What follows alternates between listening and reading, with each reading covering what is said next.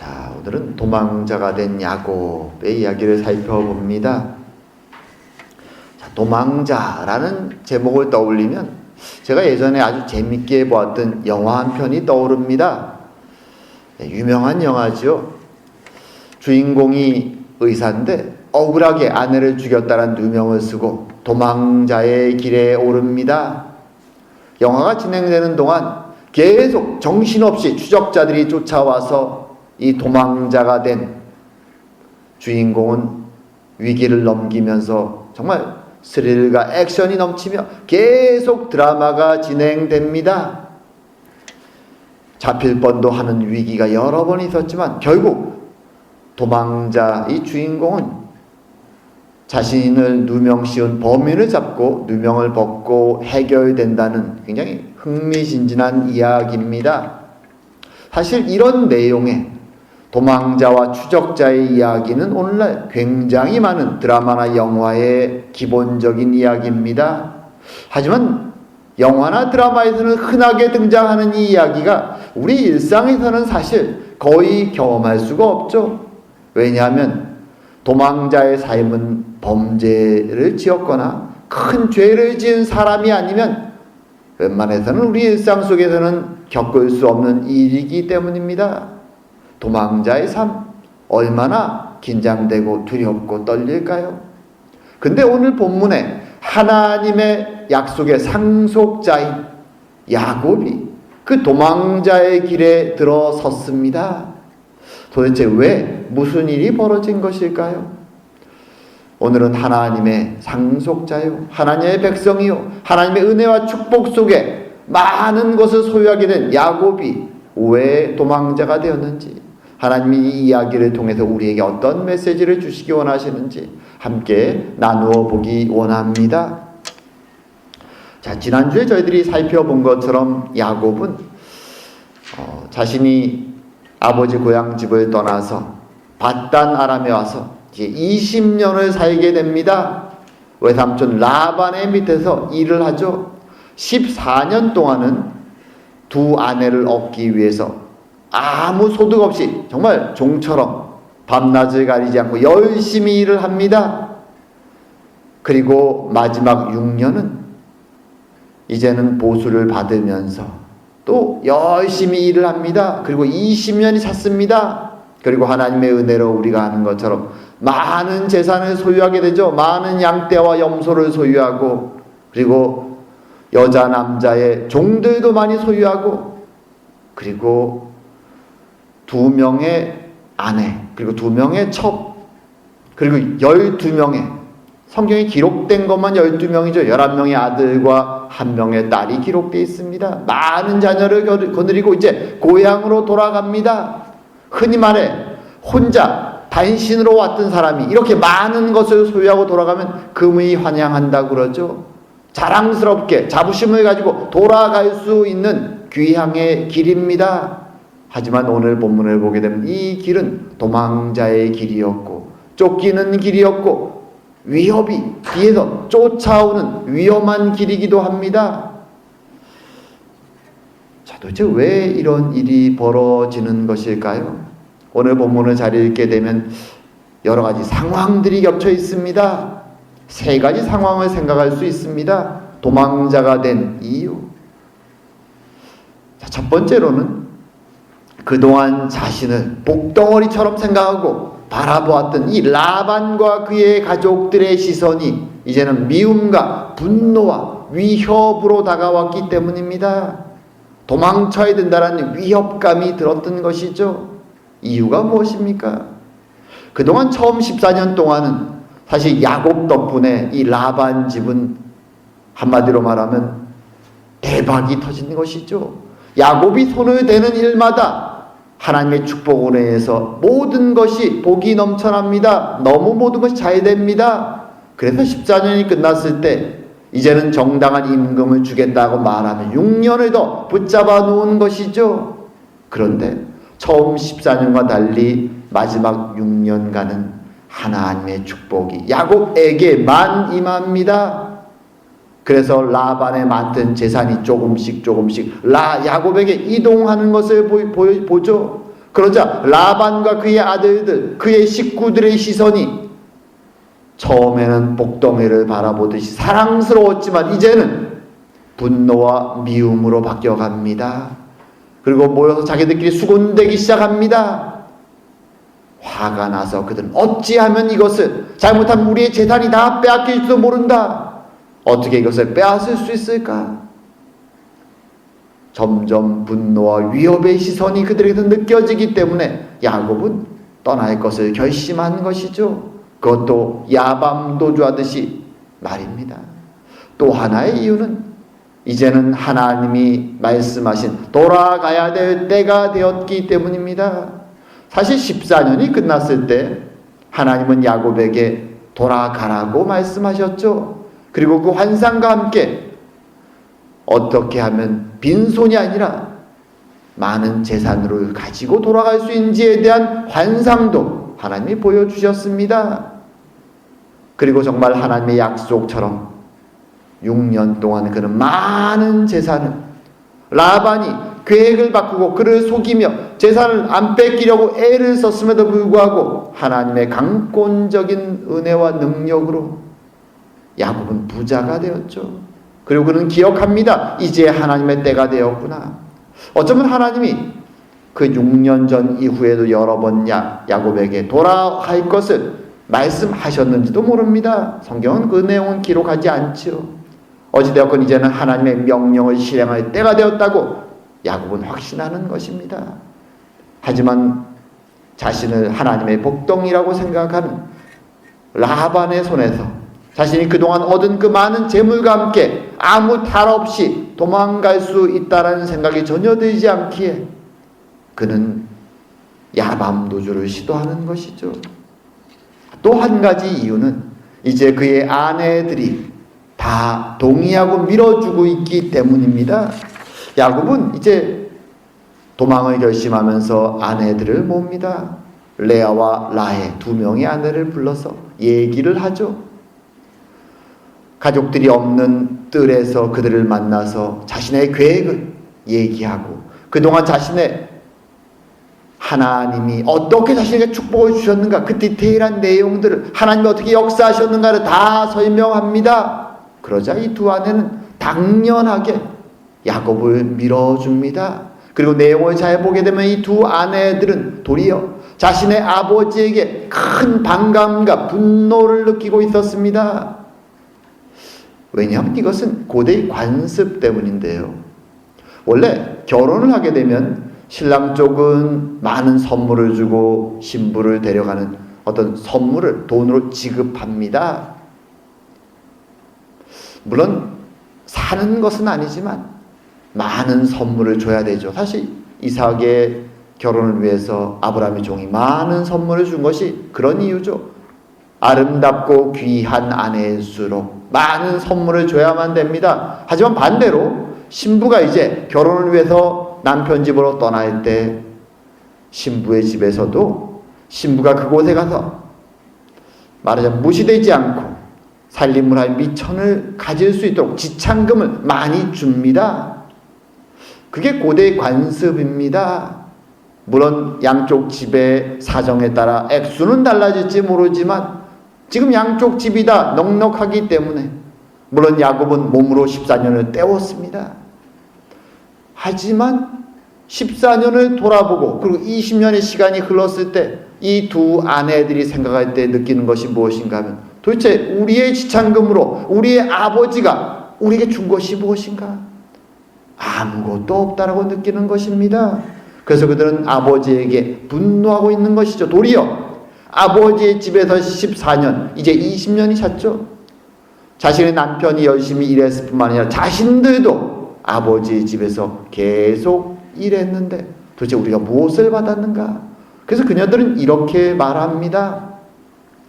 라헬과 레아가 그에게 대답하여 이르되 우리가 우리 아버지 집에서 무슨 분깃이나 유산이 있으리요? 아버지가 우리를 팔고 우리의 돈을 다 먹어버렸으니 아버지가 우리를 외국인처럼 여기는 것이 아닌가? 하나님이 우리 아버지에게서 취하여 가신 재물은 우리와 우리 자식의 것이니 이제 하나님이 당신에게 이르신 일을 다 준행하라. 이 두 아내들은 이렇게 말을 합니다. 분노 속에 하나님이 빼앗은 것, 야곱이 빼앗아 얻은 모든 것은 우리의 자식을 위한 것이다. 당연하게 생각합니다. 아버지와 남겨진 형제들에 대해서는 1점의 동정도 없습니다. 그리고 거기에 더해서 라헬은, 우리가 성경을 보면 라헬도 욕심이 많은 사람이죠. 이것만으로 분이 풀리지 않습니다. 그래서 떠나면서 자신의 아버지가 가지고 있는 우상인 드라빔을 훔쳐서 갑니다. 이 드라빔이라는 것은 우리 한국으로 따지면 신주단지 같은 것입니다. 신주단지. 우리 한국에서 그래서 신주다시 모시듯이 귀하게 모신다라는 표현을 쓰죠. 조상신을 모시는 신주단지. 이 드라빔이라는 것이 그런 기능을 하는 작은 우상 조각입니다. 그것을 라헬은 훔쳐가죠. 그리고 도망길에 오르게 됩니다. 근데 이 본문에 보게 되면 이렇게 도망가는 그 내용을 굉장히 재미있게 묘사합니다. 제가 지금 본문을 띄우는데 19절부터 이렇게 얘기하죠. 그때 라반이 양털을 깎으러 갔으므로 라헬은 그의 아버지의 드라빔을 도적질하고 야곱은 그의 거취를 아람 사람 라반에게 말하지 아니하고 가만히 떠났더라. 자, 양털을 깎는 것은 양을 치는 목동 같은 일은 양치는 일을 하는 사람들에게는 1년 중에 가장 중요한 행사가 양털 깎는 일입니다. 그래서 집으로부터 좀 떨어진 곳에 가서 그 일을 무슨 종교의식 치르듯이 아주 중요한 일로 행합니다. 그래서 야곱은 이때다 라고 생각했던 것이죠. 꽤 먼 곳에 떨어진 상태로 일이 진행되기 때문에 자신이 떠나도 못 쫓아올 것이라고 생각한 것이죠. 그리고 나서 이제 라헬과 야곱이 하는 일을 본문이 설명하죠. 라헬이 드라빔을 도둑질했다. 동사가 히브리어로 도둑질했다 이렇게 쓰입니다. 그리고 야곱에 대해서는 제가 밑줄을 그어놨는데 가만히 떠났더라 이렇게 우리 한국말은 의역하는데 실제로는 히브리어 원어를 번역하면 가만히 떠났다가 아니라 그의 마음을 훔쳤다, 도둑질했다는 동사가 똑같이 라헬에게도 사용되고 그리고 야곱에게도 사용됩니다. 물론 야곱이 훔친 것은 드라빔이 아니라 라헬의 마음이었습니다. 이게 무슨 뜻인가 하면 마음을 훔쳤다라는 표현은 그가 마음이 알아채지 못하도록 속이고 떠났다라는 것을 의미하는 하나의 좀 의인화된 표현이죠. 비유적인 표현입니다.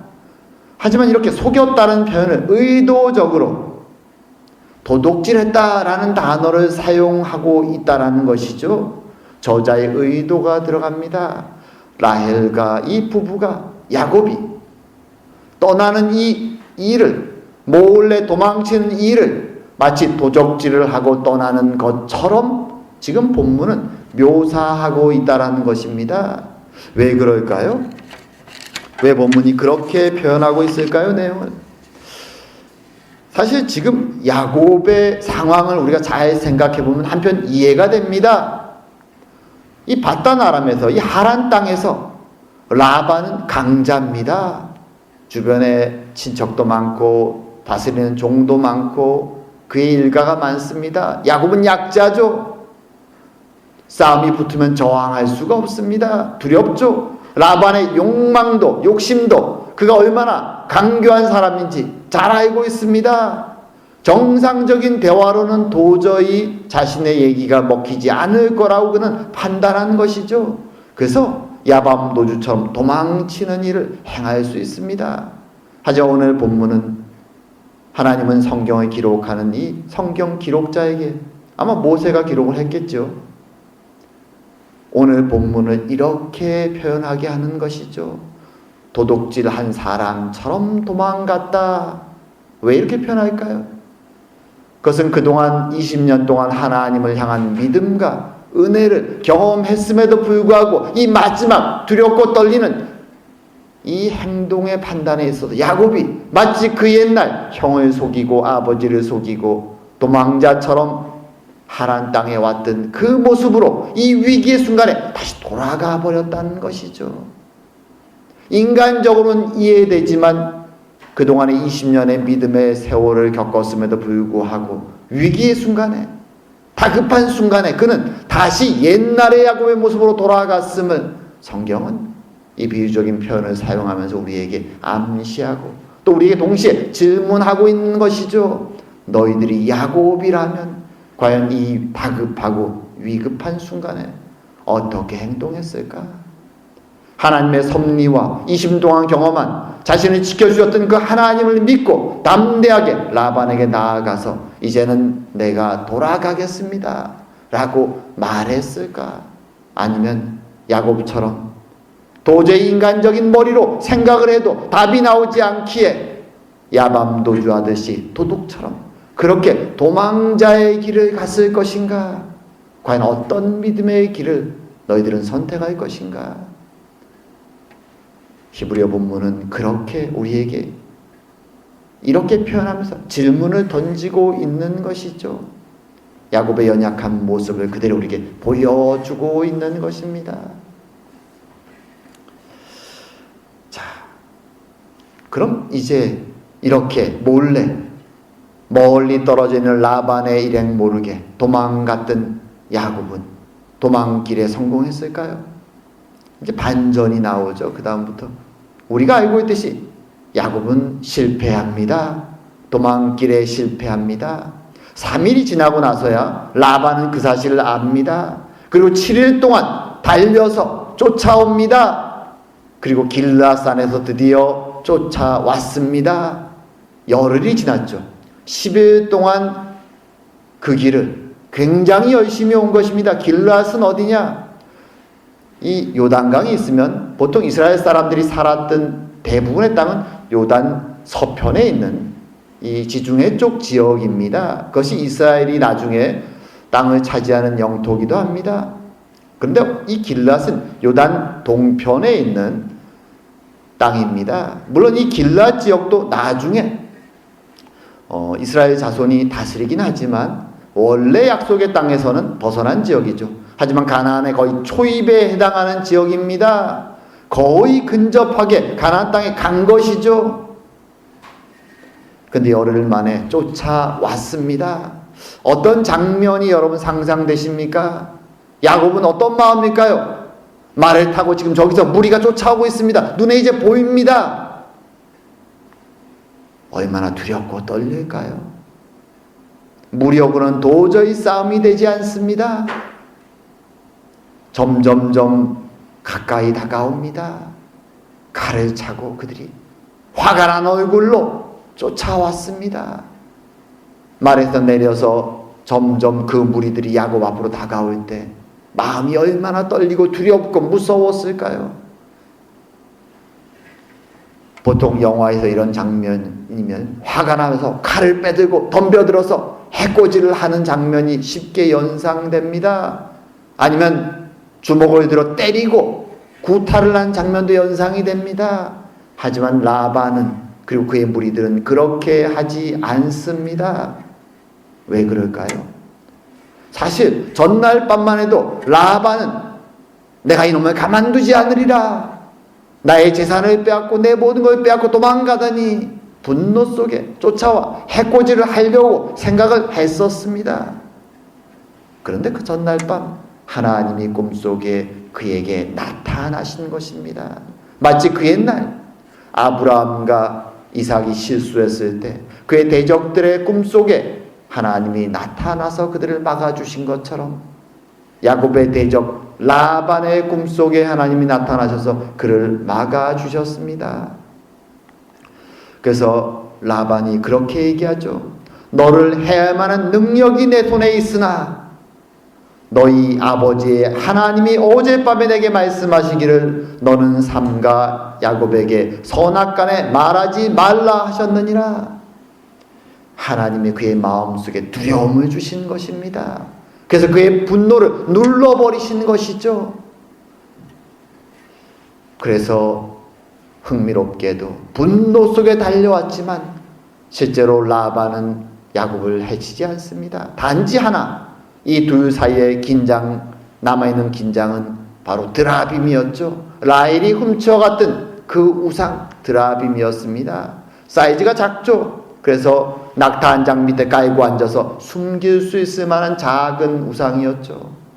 그것을 찾아서 천막을 뒤지지만 사실 야곱은 누가 그것을 가지고 있는지 알지도 못했습니다. 당당하게 얘기합니다. 다행히도 라헬의 기지로 그 위기가 넘어갑니다. 그러고 나자 상황이 역전되죠. 도리어 야곱이 더 당당합니다. 조금 전까지는 두려움에 떨었던 그가 하나님이 자신을 도와주셨다는 사실을 깨닫고 이제 당당하게 라반 앞에서 따지죠. 그동안 20년 동안 자신이 말하지 못했던 억울함과 라반의 잘못들을 하나하나 다 따지기 시작합니다. 그리고 보통 때라면 라반은 그 이야기를 듣고 화를 내고 그를 공격했겠지만 그러지 않습니다. 하나님의 두려움이 그를 꽉 잡고 있었던 것이죠. 그래서 도리어 라반은 평화의 언약을 제안합니다. 해치려고 왔던 그가 평화의 언약을 제안합니다. 그래서 야곱과 함께 돌무더기를 쌓아놓고 이제 그것을 두 사람 사이의 경계로 삼아서 평화의 언약을 삼죠. 라반은 그것을 여갈 사하두다 이렇게 불렀습니다. 야곱은 에드죠. 원래 발음대로 하면 갈르에드 이렇게 불렀습니다. 라반의 단어는 아람어였고 야곱이 말한 이 갈르에드라는 단어는 사실 히브리어입니다. 의미는 동일합니다. 증거의 돌무더기라는 의미입니다. 증거의 돌무더기.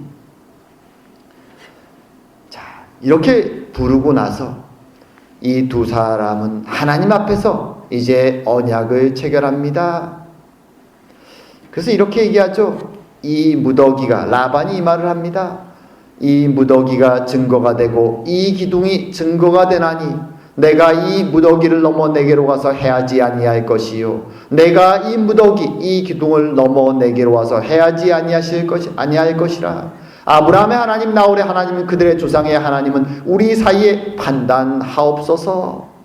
핵심은 무엇인가 하면 물론 이 앞에 나의 딸들인 너희 아내들을 버리지 말고 보호해라는 형식적인 말도 있지만 실제 중요한 언약은 이 내용이죠. 이 경계를 넘어서 나도 너를 공격하지 않고 너도 나를 공격하지 말아달라. 어떤 면에서 지금 기세등등하게 무력적으로 게임이 안 되게 훨씬 더 많은 이들을 이끌고 온 라반이 도리어 사정을 하면서 언약 체결한 내용이 이것입니다.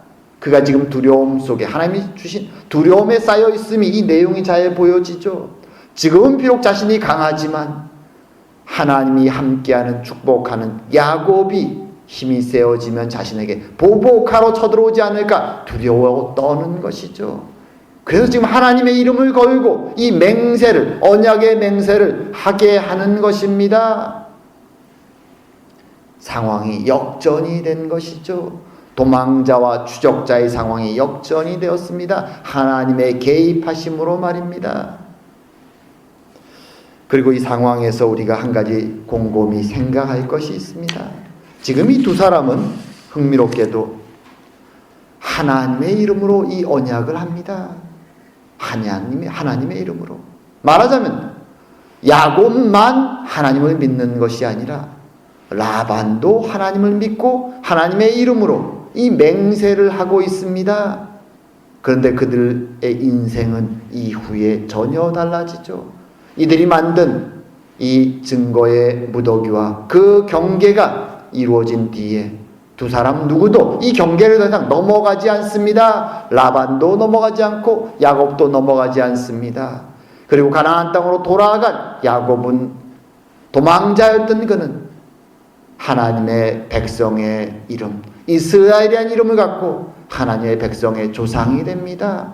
하지만 이렇게 하나님 이름으로 맹세했던 라반은 경계를 넘지 않고 머물며 아람 사람의 조상이 되어 이방인이 됩니다. 그의 후손들 중 누구도 아주 극히 소수의 몇 사람을 제외하면 하나님 나라에 다시 돌아오지 못합니다.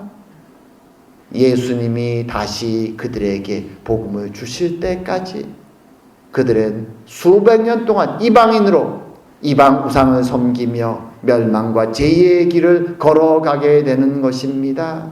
바로 오늘 이 시점에서 말이죠. 본문의 바로 이 시점으로부터 말입니다. 도대체 어디서부터 잘못된 것일까요? 하나님을 알았고 하나님을 두려워했고 하나님의 능력을 알고 있던 라반이었습니다. 하나님의 이름으로 맹세도 합니다. 언약 체결도 합니다. 하지만 왜 그는 하나님의 백성이 되지 못하고 아람 이방인 나라의 조상이 되었을까요? 오늘 본문은 그것 때문에 본문을 읽다 보면 아람 사람 라반이란 말을 계속 반복하고 있습니다. 라반의 운명을, 그가 걸어갈 길을 보여주는 것이죠. 하나님의 백성과는 구별되고 이제 다른 길을 걸어가는 라반의 인생을 보여줍니다. 라반의 선택을 보면서 생각이 들죠. 왜 이런 선택을 라반이 했을까? 여기는 두 가지 원인을 생각할 수 있습니다. 첫 번째는 하나님의 은혜와 선택이 라반이 아니라 야곱과 이삭과 아브라함에게 있었다는 것입니다. 은혜죠. 은혜. 아브라함과 이삭과 야곱의 그 개인적인 뛰어남 때문이 아니라 하나님의 선택과 은혜가 그 가족들에게 임했기에 오늘 이렇게 한 가족은 하나님 나라의 조상이 되고 한 가족은 이방인의 조상이 되는 것입니다. 연약했던 죄인이었던 속이는 자였던 야곱이 하나님의 은혜 가운데 큰 하나님의 은혜를 깨닫고 이제는 하나님의 백성의 길을 따라 가나안으로 돌아가게 되는 것이죠. 두 번째는 라반의 선택입니다. 그는 하나님을 알았습니다. 능력을 알았고 하나님의 꿈속의 현몽에 만나는 그런 기적도 경험합니다. 은혜를 경험합니다. 야곱을 통해 20년 동안 일어나는 일들을 경험합니다. 하나님이 어떤 분인지 알고 있습니다. 그럼에도 불구하고 그는 하나님을 섬기지 않습니다. 이것이 중요하죠. 신의 능력을 아는 것과 신을 섬기며 살아가는 것은 전혀 다른 인생이죠. 알지만 그의 선택은 자신의 욕망과 욕심이었습니다. 자신의 욕망에 맞는 우상을 그는 섬기고 따라가는 것입니다. 그리고 그와 그의 후손들은 아람 사람으로 이방인의 길을, 멸망의 길을 걸어가게 되는 것입니다. 그래서 오늘 본문은 우리에게 말씀해 주는 것이죠. 이 자리에 우리가 앉아 있다는 사실이 얼마나 하나님의 크신 섭리 속에 하나님의 선택과 은혜 속에 우리가 이곳에 앉아 있는 것인가. 우리는 라반의 길을 걸어갈 수도 있는 사람들입니다. 하지만 하나님이 우리를 붙잡아 주셨기에, 우리를 택해 주셨기에, 은혜로 우리를 계속 강권해 주셨기에 우린 이 자리에 앉아서 하나님께 감사할 수 있는 것입니다. 세상을 살아갈 때 우리는 항상 라반의 길로 갈 수 있는 유혹이 우리 앞에 있음을 알고 있습니다. 그럼에도 불구하고 우리의 연약함을 아심에도 불구하고 야곱 같은 연약함이 우리 안에 있음을 아심에도 불구하고 야곱의 손을 놓지 않았던 그 하나님이 우리의 손을 놓지 아니하시고 지금까지 그리고 앞으로도 계속 매일매일 우리와 동행하여 주실 것을 알기에 그 은혜를 바라보며 우린 다시 한번 감사하게 되는 것입니다. 참으로 그 감사의 삶을 유혹과 타락의 이 마지막 때 하나님 앞에서 하나님과 동행하며 감사하며 부족하지만 우리의 모습을 통하여 세상 가운데 하나님의 진리의 빛을 드러내며 그렇게 살아가는 축복된 삶을 사는 저와 여러분 다 되길 주의 이름으로 축원드립니다. 기도드리겠습니다.